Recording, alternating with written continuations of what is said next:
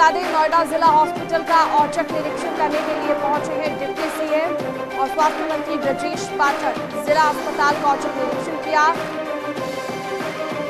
Sector 30 में जिला hospital के औचक निरीक्षण में पहुंचे डिप्टी सीएम ने मरीजों से हालचाल जाना, तो साथ ही साथ एक मरीज पिछले 4 घंटे से अल्ट्रासाउंड कराने का इंतजार करता मिला, जिस पर डिप्टी सीएम ने हॉस्पिटल प्रशासन को फटकार लगाई।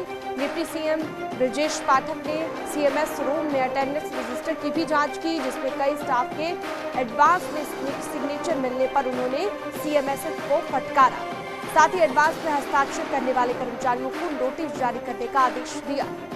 तो खामियां मिलने पर यहां फटकार भी लगाई गई है डिप्टी सीएम ब्रजेश पाठक, जो कि स्वास्थ्य मंत्री भी है।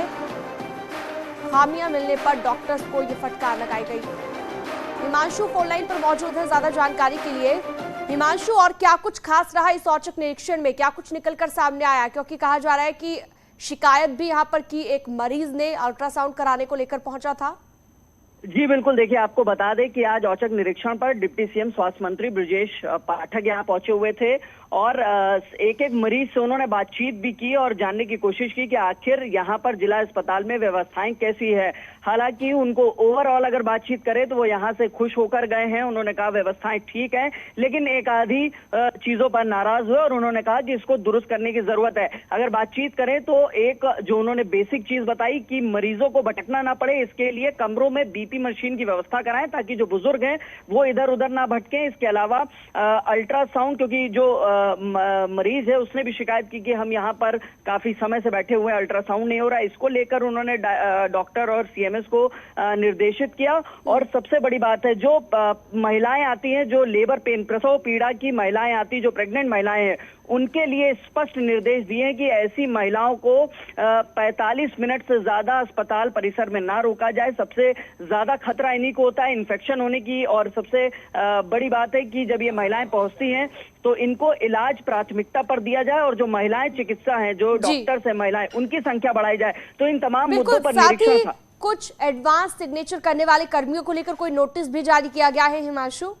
जी बिल्कुल, देखिए आपको बता दें कि 1-2 जगह उनको ये चीज लूपहोल देखने को मिला। जब उन्होंने रजिस्टर देखा अटेंडेंस, तो वहां पर फ्लूइड लगाया हुआ था, उसको लेकर मंत्री नाराज हुए थे। इसके अलावा उन्होंने कहा जो एडवांस में सिग्नेचर हो रहे हैं उनको कारण बताओ नोटिस जारी किया जाए और उनसे पूछा जाए कि आखिर इस तरीके की हरकत क्यों की जा रही है। तो ये तमाम बिल्कुल, ये जरूरी भी हो जाता है वक्त वक्त पर औचक निरीक्षण करना। बहुत शुक्रिया आपका हिमांशु शुक्ला इस तमाम जानकारी के लिए। पीलीभीत में गन्ना मंत्री लक्ष्मी नारायण चौधरी ने देहवा नदी पर मझलिया गांव के पास बाढ़ बचाव कार्य का निरीक्षण किया कि 319 लाख की लागत से मझलिया, बरादुनवा, पिंजरा, वामपुरी, फरीदपुर, 12 गांव में बाढ़ बचाव कार्य चल रहा है। और इस दौरान मंत्री लक्ष्मी नारायण चौधरी ने अधिकारियों को समय पर काम पूरा करने और काम में लापरवाही न बरतने के निर्देश जारी किए। देखिए, गांव के प्रधान और गांव के अन्य व्यक्तियों के द्वारा ये बताया गया है कि पिछले लंबे अरसे से यहाँ नदी का कटान हो रहा है, जिससे खेती भी बर्बाद होती है और अब तो अंदर गांव में घुसने की नौबत है पानी की। और इस वर्ष तो सबसे ज़्यादा हुआ, इसलिए ये जो मजबूत बांध बनाया जा रहा है, ये नई टेक्निक से बनाया जा रहा है। ये टेक्निक ऐसी है कि जिससे हमारा जीरो टैगिंग का वो है कि ये जो हमारा बोरा है ये कम से कम 8 साल तक ऐसे ही एज इट इज चलेगा। इसलिए अब गांव को कोई खतरा नहीं हो सकता और खेती को भी बहुत बड़ा लाभ होगा। ये हमारे तो भैया अमेठी के फुर्सतगंज उड़ान एकेडमी के ट्रेनी एयरक्राफ्ट की इमरजेंसी लैंडिंग हुई है। एयरक्राफ्ट में सवार ट्रेनी पायलट सुरक्षित है। इस घटना के बाद वहां पर लोगों की भारी भीड़ जमा हो गई।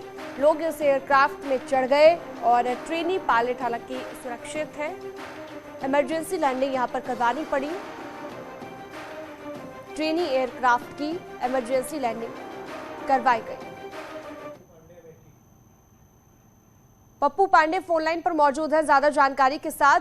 पप्पू, क्या जानकारी मिल रही है इस इमरजेंसी लैंडिंग के बारे में?